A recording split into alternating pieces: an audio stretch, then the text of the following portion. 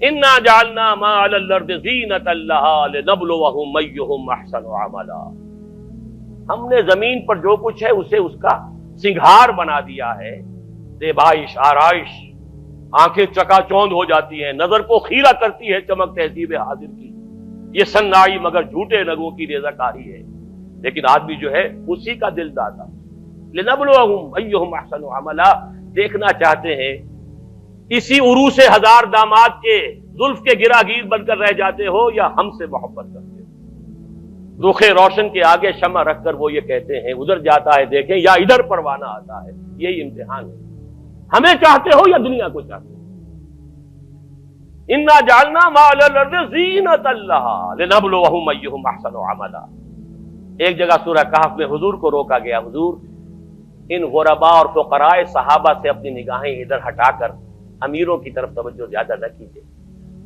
وَلَا تَعْدُ عَيْنَاكَ عَنْهُمْ تُرِيدُ زِينَةَ الْحَيَاةِ الدُّنْيَا۔ اے نبی کہیں یہ گمان نہ ہو جائے لوگوں کو کہ آپ بھی حیات دنیاوی کی زینت ہی کو زیادہ اہمیت دے رہے ہیں۔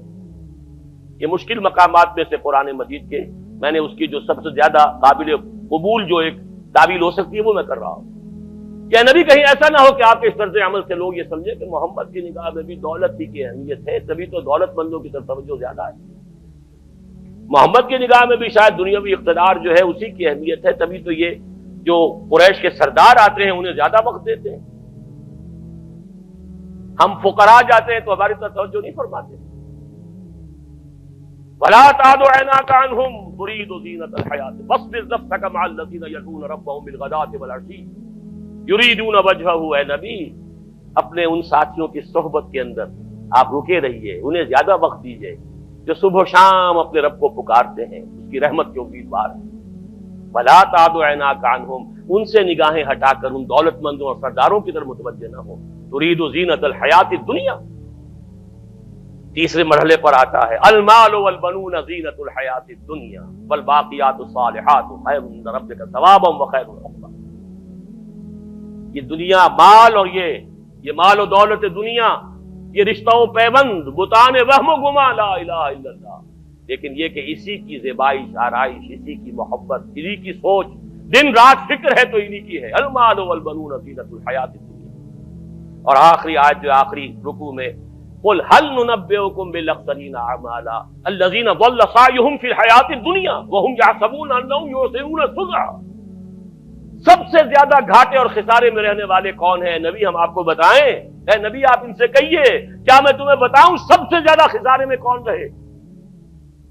سوال کا جواب بھی خود ہی، جن لوگوں کی ساری بھاگ دوڑ سعی و جہد حیات دنیا ہی میں بھٹک کر رہ گئی، ساری بھاگ دوڑ، دن رات کی محنت، مشقت، سوچ ہے تو اسی کی، رات کو بھی دن کو بھی، دوڑ دھوپ، ساری فکر فی الحیات الدنیا، واللہ بھٹک کر رہ گئی۔ انہی توانائیوں سے آخرت کمائی جا سکتی تھی، انہی چیزوں سے جو اللہ نے دی ہیں اللہ کو راضی کیا جا سکتا تھا، لیکن یہ ساری چیزیں کھپا دی دنیا کے اصول میں، بھٹک گئی۔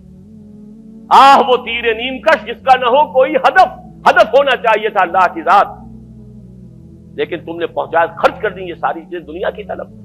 الذین ضل سعیہم فی الحیات الدنیا وہم یحسبون انہم یحسنون صنعا۔ یہ ہے وہ دجالی فتنہ جس نے آخرت پر دنیا کا ملمہ کر دیا ہے، ذات باری تعالیٰ پر کائنات کی عظمت کا پردہ ڈال دیا ہے۔ اللہ سے توجہ ہٹ گئی، کائنات، روح کی بجائے جسم، حیات اخروی کی بجائے حیات دنیا۔